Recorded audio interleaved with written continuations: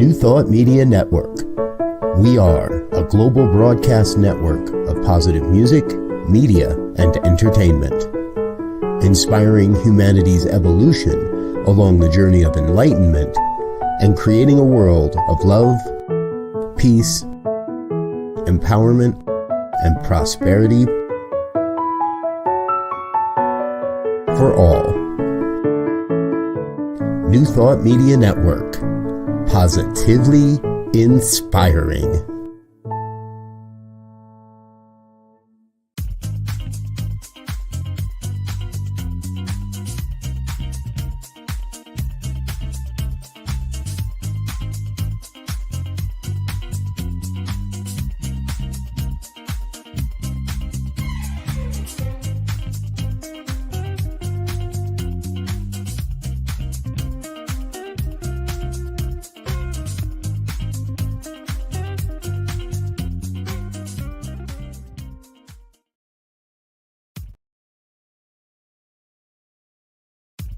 New Thought Media Network is pleased to present The Inclusive Church, Ideas and Resources for Leaders of Multicultural Ministries. The Inclusive Church with Tracy Brown. Tuesdays at 12 noon Mountain Time. Join Tracy and her guests as they go deep and share practical tips and resources you can use in your ministry. And now let's explore the Inclusive Church with Tracy Brown.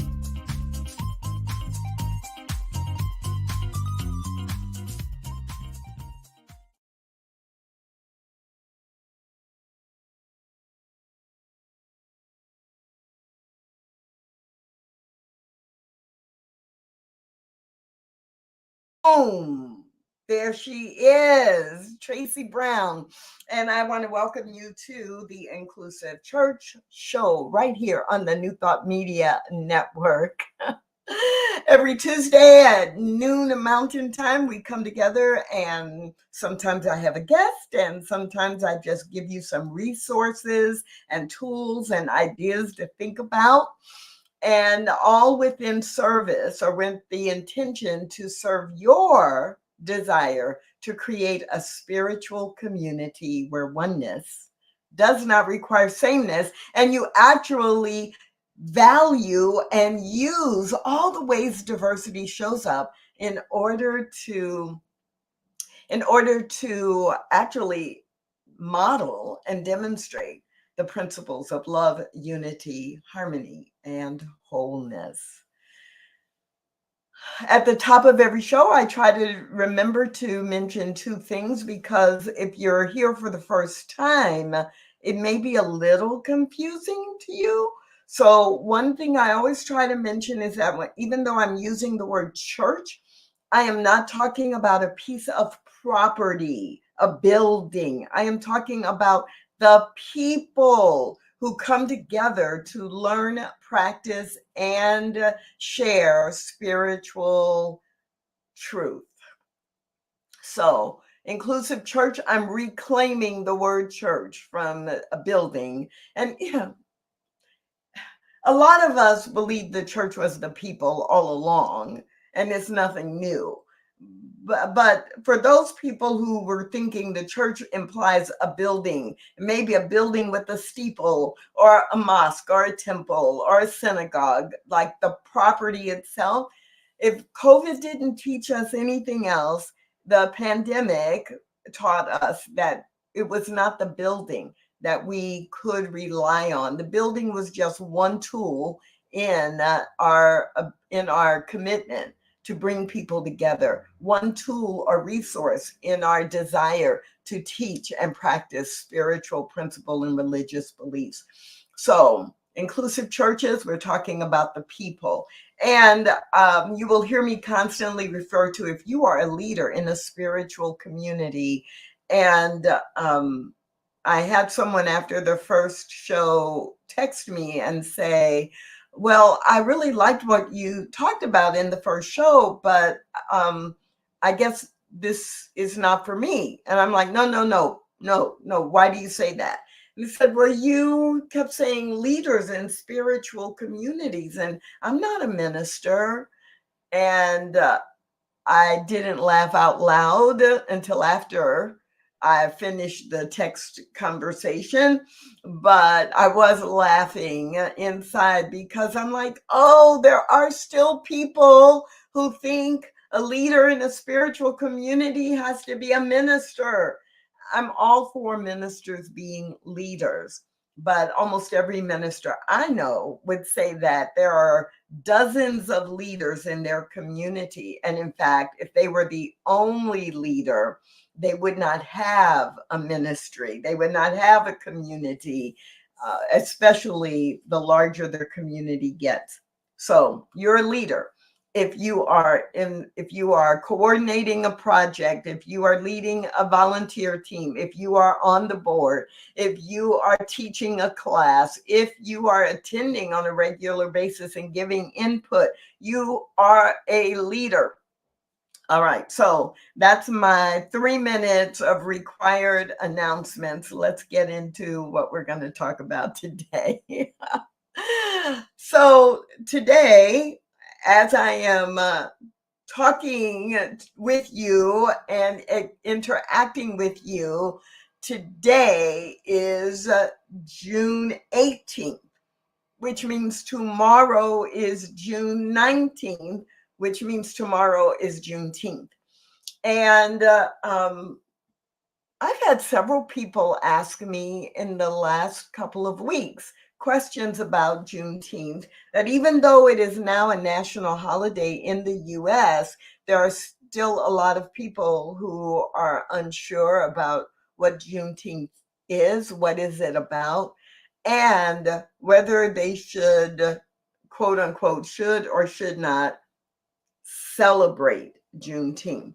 So I'm going to say right up front, I don't know that anybody should celebrate Juneteenth just in terms of language, that we honor Juneteenth, or I often say, this is what I'm doing today because I'm inspired by the meaning of Juneteenth, or this is what I'm planning to do because I want to honor Juneteenth. And I'm not saying no one should celebrate it. I said I'm not sure if anyone should. I do believe that there is some celebration that is appropriate, especially if your family has had a history and is coming from the history that is directly tied to enslavement. And honestly, I mean that for people whose ancestors were enslaved, but also people whose ancestors were enslavers, were the people who owned the plantation or who owned slaves, because Juneteenth is that moment, or a moment, one of the many moments in our history where this country took a stand for the end of and moving toward not only the end of slavery, but the commitment to freedom for all. So that will give you a little bit of kind of a preview of where we might be going in today's conversation. And yes, it is a conversation where I don't have a featured guest. So again, those of you who have been watching on a regular basis can assume that I will be going for 30 to 35 minutes instead of 50 to 55 minutes, because I don't want to bore you. So let's get to it. What is Juneteenth? Juneteenth is the day, June 19th in 1865, is the date that General Granger, representing the United States, brought troops, a few hundred people, a few hundred soldiers, a few hundred troops, through the Gulf of Mexico to land in Galveston, Texas, and then read a proclamation that affirmed that, effective immediately, those who had been enslaved that there was no longer a property and property owner relationship between the enslavers and those who were enslaved. Now, that's what Juneteenth represents. And the most common misconception about Juneteenth is that it marked the end of slavery in the US. That is actually not true. Slavery did not really officially end until December of 1865, when the 13th Amendment was re-ratified after the Civil War. So people are like, what? Wait, what do you mean? The Emancipation Proclamation in January of 1863 ended slavery. No, it didn't.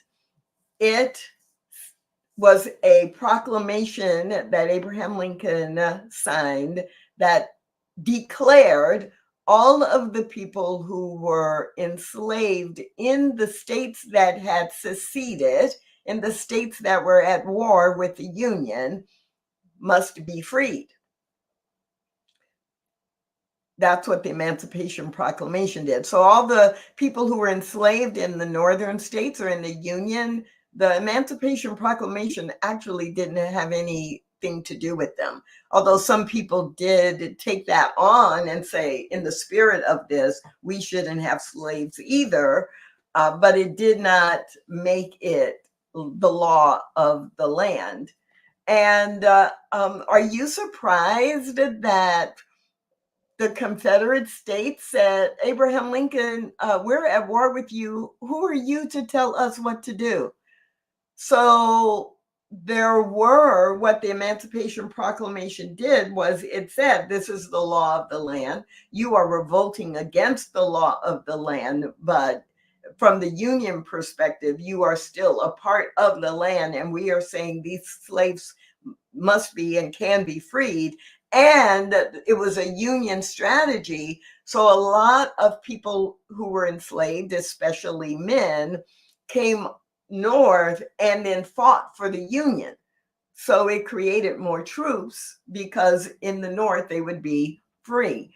So that's kind of the behind the scenes story we don't talk about very much around the Emancipation Proclamation. It didn't apply to everyone. And Lincoln didn't really have authority to demand or declare anything for the Confederate States technically, since they had said we have seceded from the Union. And that's what we are fighting for. We are fighting for our right to secede from the Union. So that's that. And then in January of 1865 was when the Constitutional Amendment was passed and ratified, that now this is the end of slavery. The practice of slavery has been abolished or is being abolished as of January 1865. But again, there's that little backstory. The Civil War was still going on. And so when the Union, when the senators and when the people running the country, running the Union, the United States, passed the Constitutional Amendment, you still had these states who are out there saying, hey, guess what? We don't want to be a part of you and your laws. And so we're fighting to be separate. So the Constitutional Amendment is dated January 1863, but the Civil War didn't end until January of 1865, but the Civil War did not end until April of 1865. So instead of thinking that, oh, those poor enslaved people in Texas, they didn't get the news that they were free until almost 2.5 years later from the Emancipation Proclamation. Yeah, it tells a really good story if we want to have victims and heroes and villains beyond the drama triangle. But think about it this way. The Civil War ended. The Confederate States conceded. in April of 1865. So yes, the Union then did know it was going to need to enforce the law of the land, which was the end of slavery as the constitutional amendment required from January of that year. And they got together, some troops, and they put them on a ship, and they had them go around, down the East Coast and around under Florida into the Gulf. And, a little more than 2 months later, in mid-June, General Granger showed up in Galveston. And Texas was the furthest west of the Confederate States. And so I'm not exactly sure. I haven't been able to document why was the, why was Proclamation number 3 delivered in Galveston? Had there been proclamations 1 and 2 and 5 and 6? Were there people going to all the states? But we know about what happened in Galveston because the people of Galveston and the previously enslaved people of Texas really beginning the next June of 1866 to celebrate this change in status, even though life was still very hard. And so that's the kind of the history and a couple of pieces that are confusing for folks. But once you know that, it's like, follow the timeline. And then since the Civil War ended in April and new people were elected and brought into office, there was a decision made to re-ratify the 13th Amendment in December of 1865 because it was important that all of the elected leaders representing the Southern states or the Confederate states were re-ratifying, yes, this is law, and we are part of the Union or the United States, and it was re-ratified in December of 1865. So that's what actually ended slavery. Now, let's talk about, now we have some history and we're on the same ground with history. Let's talk a little bit about our spiritual communities today. Why would a spiritual community, a New Thought spiritual community, celebrate Juneteenth? So yes, it's a federal holiday now. And to a certain degree, how do you honor and represent other federal holidays and other secular holidays? This past weekend was Father's Day. There's nothing that is especially religious or spiritual about Father's Day, except that we choose to honor it and to honor people in our communities who are fathers or who have served as father figures for others. And I know many communities focus on the divine masculine for Father's Day and the divine feminine for Mother's Day. So in your community, you have to determine what is it that you would be honoring if you were to host programs or to include a nod to Juneteenth in your service. I would say for most of our spiritual communities, it's not about celebrating Juneteenth. It is about honoring Juneteenth. And for me, I think the easiest connect for most of our New Thought spiritual communities is to honor the spiritual meaning and the spiritual principle of freedom. And what does freedom mean to us? What do we teach about freedom in our spiritual communities?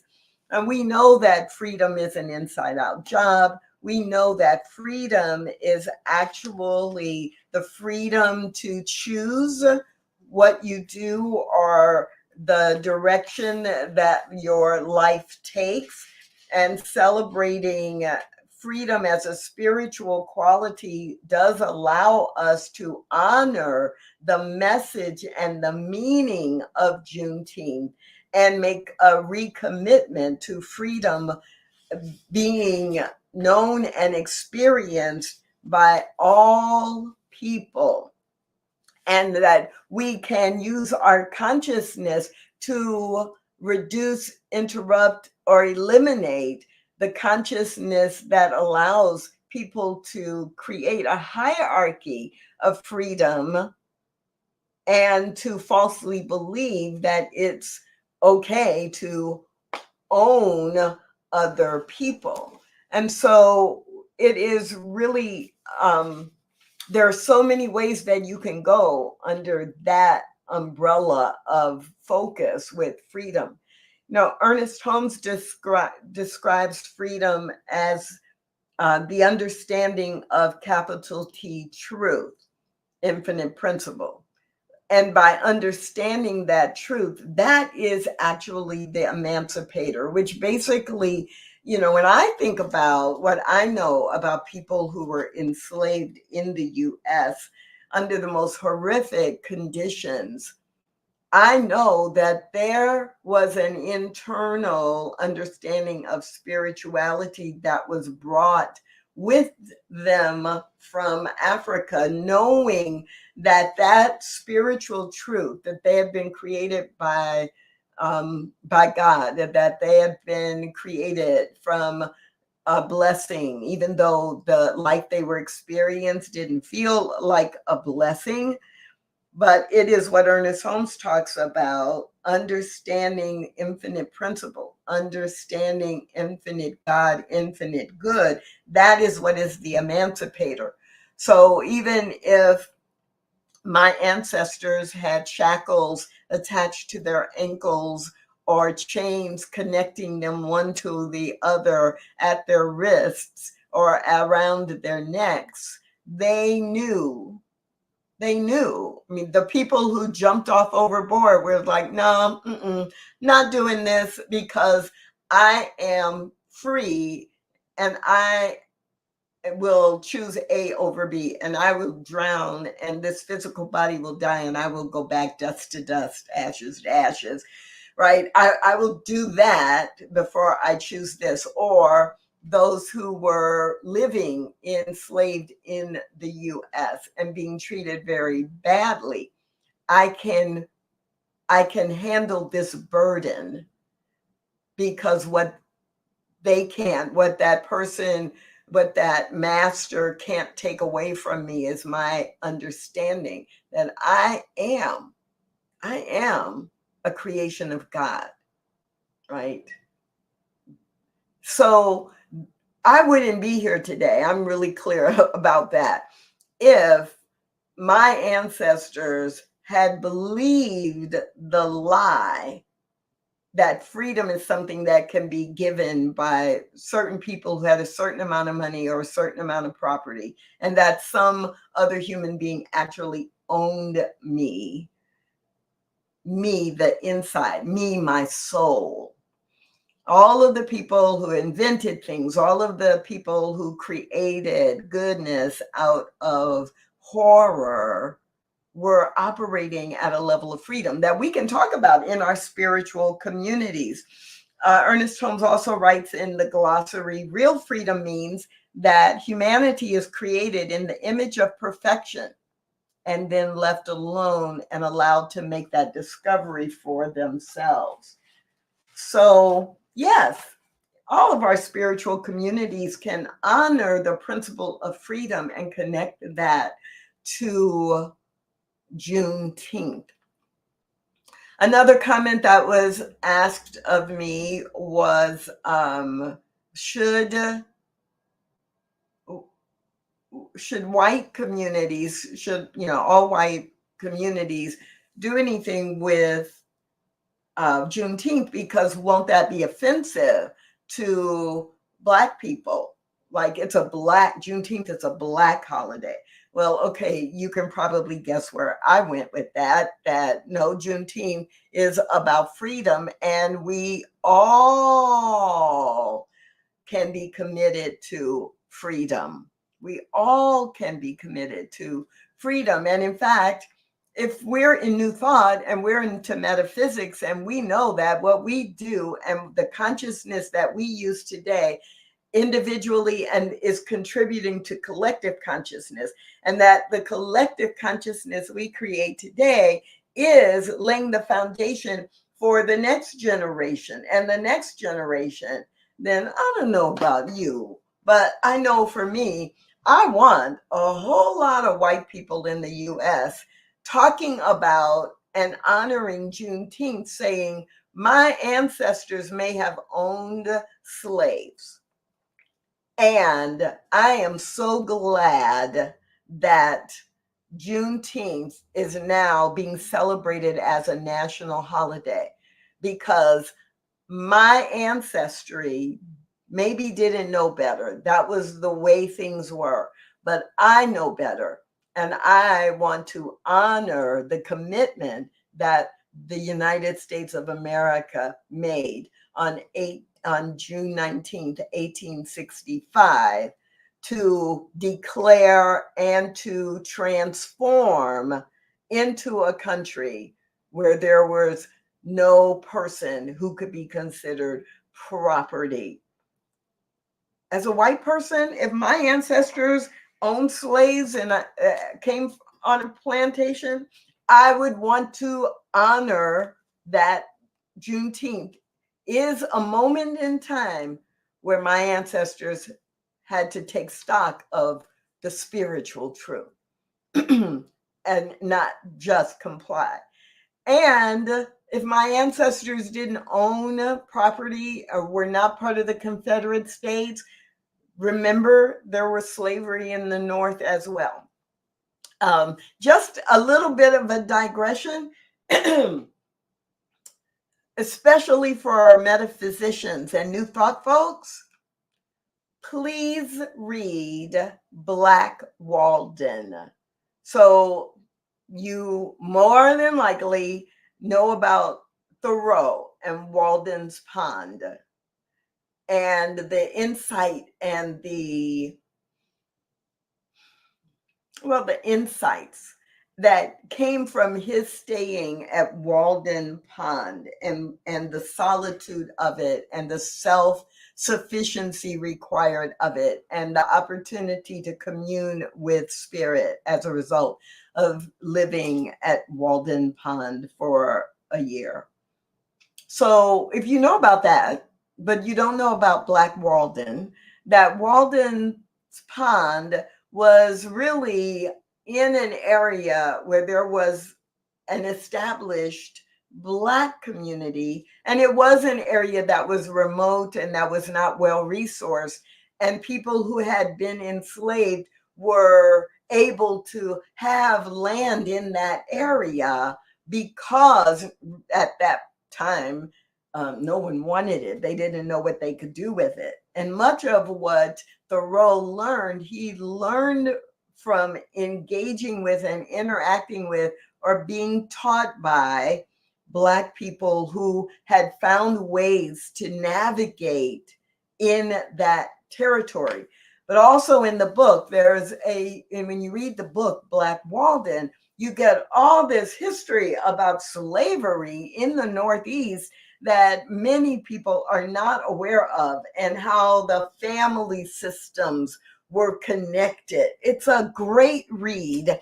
And so, yes, that's a slight digression from Juneteenth, but it is not just, it is important for us to remember, it is not just families who were in the South or families who were in Texas who had to, in 1865, commit to the spiritual truth of freedom, what it means.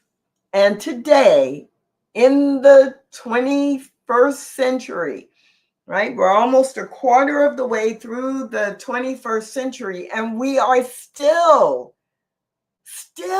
grappling with how do we ensure that everyone is treated respectfully? How can we create spiritual communities where everyone is included, who wants to be included? How do we transform our assumptions and our prejudgments and our expectations so that we are collaborating with people who have a different cultural experience, but who are practicing and learning and teaching the same spiritual principles that we are or that we believe? So, if I were going to summarize and maintain my commitment to 30 to 35 minutes, I would summarize this way. Yes, Juneteenth, it's important to understand what it is so that you know what you're celebrating or honoring. 2, yes, spiritual communities, especially in New Thought, have a great opportunity to use Juneteenth to instill in people an understanding of the concept of freedom. And 3, whatever you do, make sure that you are grounding it in spiritual principle and in the philosophy, the values, and the teaching of your spiritual path. When we do this, whether it is with Juneteenth or whether it is with other holidays and holy days throughout the year, what we are doing is we are building the foundation for an inclusive church. My name is Tracy Brown. I'm so glad that you joined me today. Join me again next week right here on the New Thought Media Network at 12 noon Mountain Time. Thanks for watching The Inclusive Church with Tracy Brown. Join us again next week at 12 noon Mountain Time.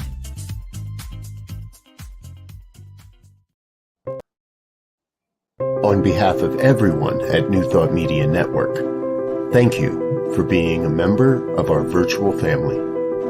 Your financial contributions help share the New Thought message with people from around the world.